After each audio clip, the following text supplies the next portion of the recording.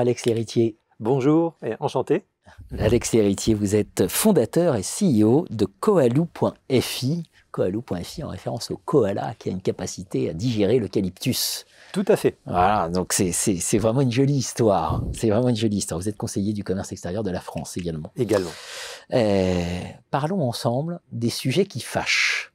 Avec plaisir. Trade Finance, Green Trade Finance, ESG,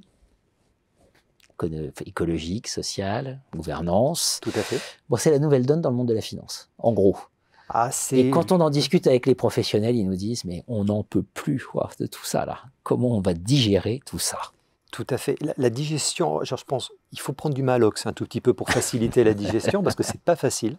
Et en effet, c'est pas facile aussi bien pour les banques que pour leurs clients, les corporates. Parce qu'on est en train de faire, en réalité, on pense qu'on fait deux choses à la fois, du financement et de l'ESG. En fait, on fait trois choses à la fois.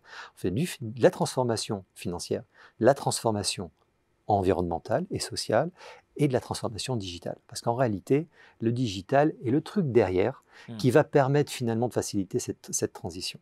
Et pourquoi je dis cela ? Tout simplement parce qu'aujourd'hui, si on prend les banques sont en train de se demander en fait que dois-je financer ou qui dois-je financer ? Est-ce que je vais décider d'arrêter, par exemple, de prêter, de soutenir en trade finance Total Énergie, parce que ils sont dans l'oil and gas et puis c'est un secteur où je souhaite me retirer ?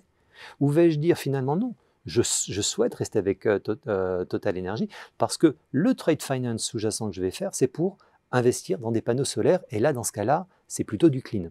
Donc, le qui, le quoi est une question. Et après, il y a le combien. Et c'est là où il y a souvent un vrai problème. Parce qu'en réalité, la question de savoir quel est le bénéfice attendu pour le client, pour la banque, de faire du green ou de l'ESG trade finance. Et là, ça devient très compliqué. Parce que pour le client, en fait, souvent, il dit l'avantage, c'est 1 ou 2 points de base. C'est autant dire peanuts.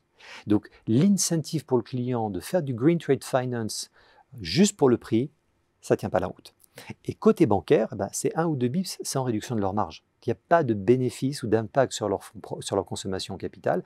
Donc, elles-mêmes, elles sont un peu hésitantes, malgré les discours qu'on peut entendre, à pousser trop cet élément-là.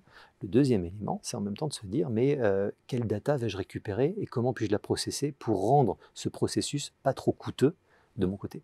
Bien sûr. Alors au milieu de tout ça, quelle réponse ou début de réponse on peut apporter pour faciliter ce Malox là, cette digestion ? Alors le Malox digital que l'on commence à voir émerger, la première chose, c'est de revoir la compétence des individus. C'est-à-dire que souvent l'erreur qu'on fait, c'est de mettre la charrue avant les bœufs. C'est-à-dire on va prendre un truc magique, une plateforme digitale qui va résoudre tous nos problèmes. En général, ça ne fait que faire ressortir tous les problèmes qui étaient sous la table et les mettre en valeur. Ce n'est pas le but du jeu.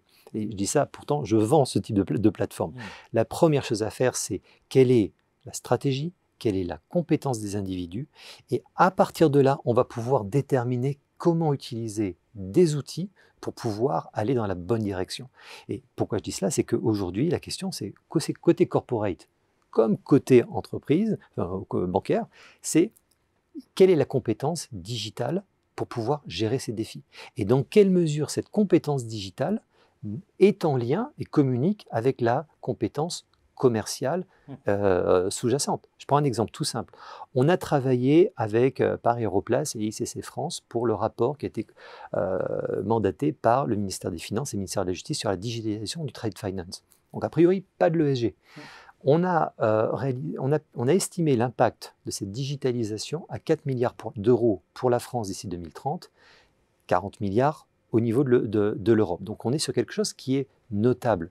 La question, c'est comment va-t-on digitaliser, comment va-t-on transformer ce processus pour le rendre facile côté client et en même temps digérable, un peu à la Koaloo, côté bancaire.